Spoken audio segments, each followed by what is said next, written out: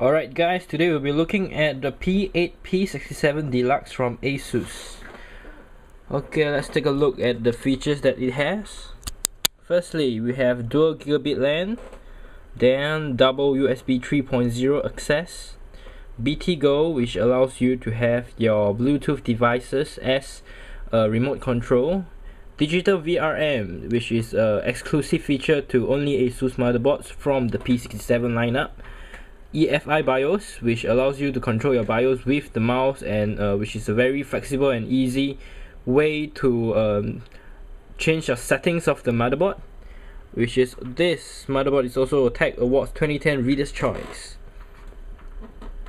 Then firstly, it's from the P67 chipset that allows you to have much more overclocking features compared to this H67, which supports your graphics output. So to take note that the P67 does not have any graphics output, and you need to have a graphics card in order to have the system to be set up. Then it supports the second generation of Intel Core processors. So up to date on the market right now, we have the Core i, for example, the Core i7 2600K, or even the 2500K, which is Core i5, or 2400K Core i5, Core 300K Core i5s, and so on and so forth. Windows 7 ready. And this motherboard has a 3-year warranty if you bought it in Singapore, and it's by Ban Leong as a distributor. Okay, as you can see from here, you can see that there's actually a Bluetooth module that's included, so you actually get onboard Bluetooth.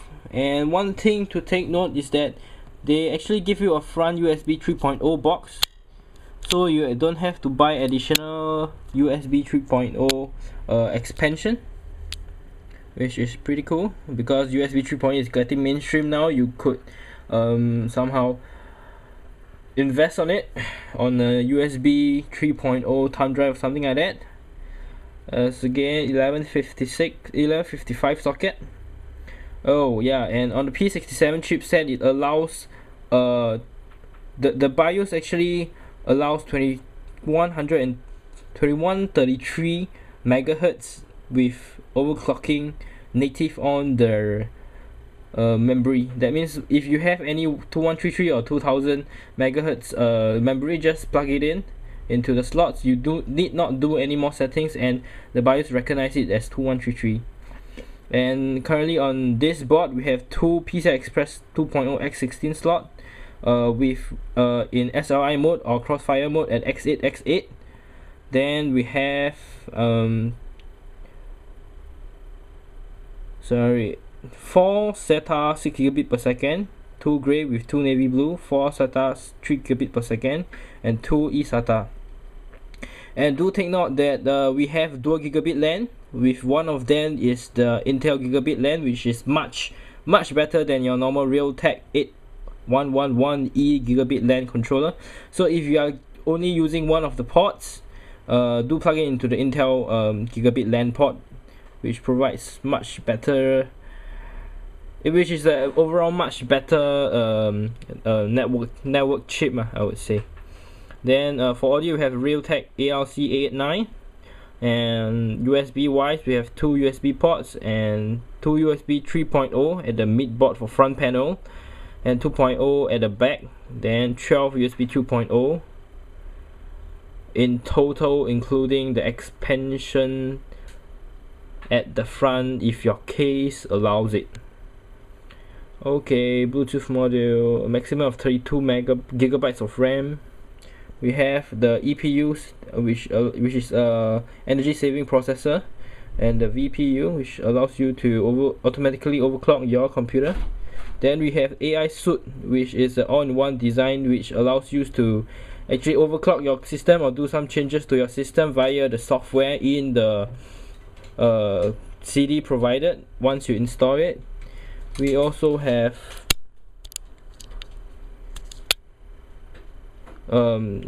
Japanese made capacitors and MemOK. Additional features over here. Okay, I'll stop the talking and finally unbox this motherboard. Firstly, you can open this up so you can take a look at the board itself first. Additional features, the promotion on Digi Plus VRM, which is awesome. Open it up from here.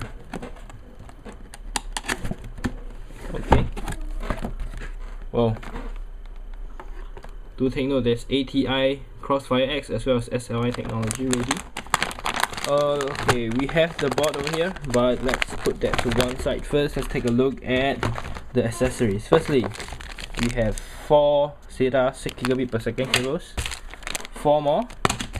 We have, I believe this is our it's flexible, so it's a crossfire cable.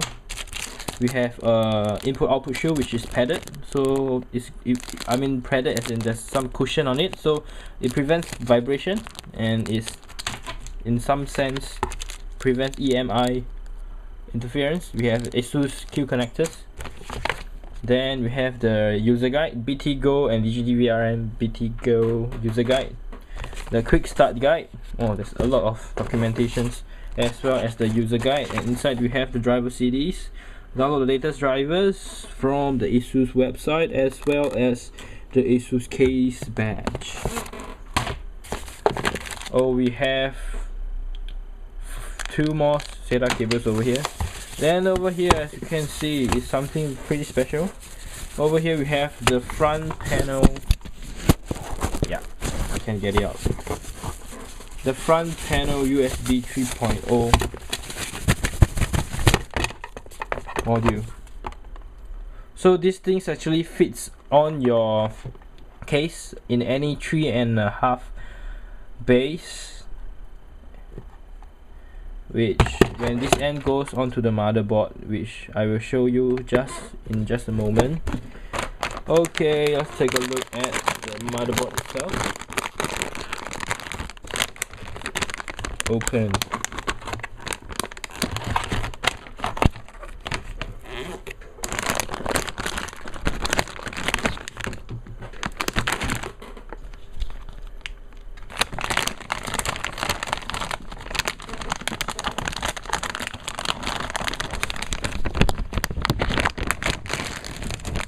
It's a new board.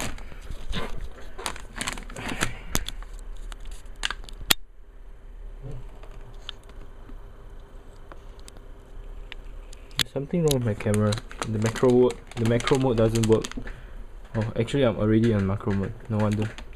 Alright, so what do you want to look at first? Okay, never mind, let's go on to the input output first. Well, before I go on to the features on the board. Firstly, you have a PS2 port. It works either for your keyboard or mouse. Then 2 USB 2.0. We have a digital or analog audio, as well as 2 more USB 2.0, and that is the Bluetooth module over there. You cannot remove it. It's on there. And 2 we have on the bottom. We have 2 eSATA ports, 1 FireWire port.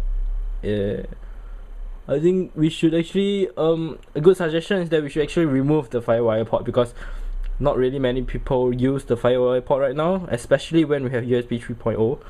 And next is our 2 more USB 2.0 and 2 more USB 2.0, as well as this one is on the Realtek Gigabit LAN. Then we have the Intel Gigabit LAN, which says Intel Ethernet Grid Capability Gigabit LAN, and below that we have 2 USB 3.0s, and this is a clear CMOS button, as well as a 8-channel audio, which is your Realtek ALC889 chip.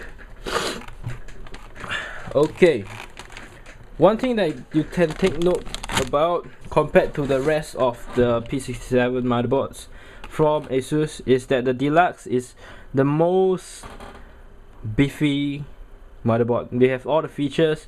You get SLI capabilities, as well as the huge, even larger heatsinks compared to the Evo or even the Pro. So if you are looking for overclocking performance and you don't have the budget for the Maximus 4 Extreme, you should go for something like this, which is the P8P67 Deluxe motherboard.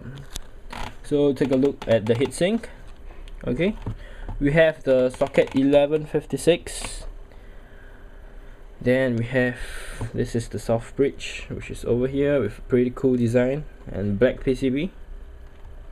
Then the DIMMs are over here,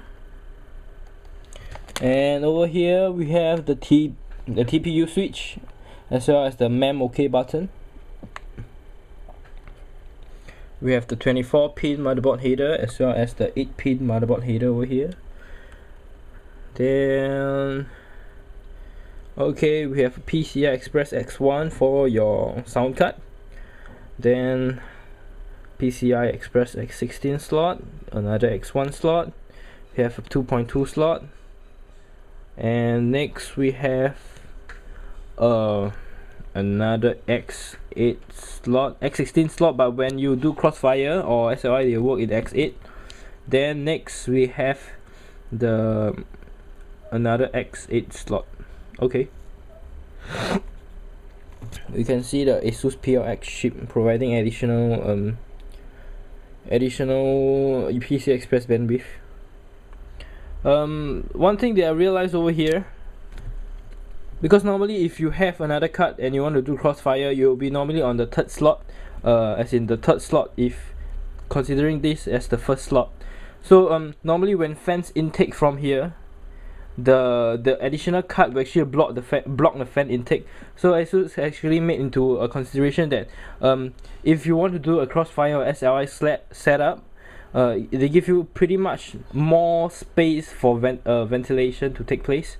So, and because of that, they also give you the an additional Crossfire bridge that allows you to which is kind of different from a normal length Crossfire cable. That's why which allows you to actually connect the two Crossfire cards or SLI cards together in order to run in a multi GPU mode. Yep. And one feature over here that's worth mentioning is onboard buttons, on and reset, handy, USB headers, and great, we have a LCD poster over here and your front panel connectors. Then we have your TPU processor over here. Take a look at the firstly 6 gigabit per second from port 1 to port 6, I believe. Okay, let me take a look. Okay, the first 4 ports over here, which are in light blue, are SATA 3 gigabit per second ports. Then on the right, yep, these 4 ports are SATA 6 gigabit per second, with the blue ones on the Marvell chip and the white ones on the Intel chip. Then what else? Let's talk about fan headers. We have 1, 2, 3, 4. 1, 2, 3, 4. That's it. Okay, one over here at the top right hand corner for your CPU. Then one over here near the TPU switch, and another one which is over here. Yes, over here, which makes up to 3. Now next, fan headers. Yep, that's 4 and 5. I believe that's all. 5 fan headers with 2 of them. One is the CPU, being allow you to have pulse width modulation. And next, one thing you can take note over here, this is where you connect your front panel front panel USB 3.0 expansion box. So if you want to have to connect the expansion box to the motherboard, just connect the whole cable, fat cable over here, and that's all we have for the P8P67 Deluxe board. Oh my god, it's a 15 minutes video. Alright, thanks for watching. Do subscribe. Thanks, bye.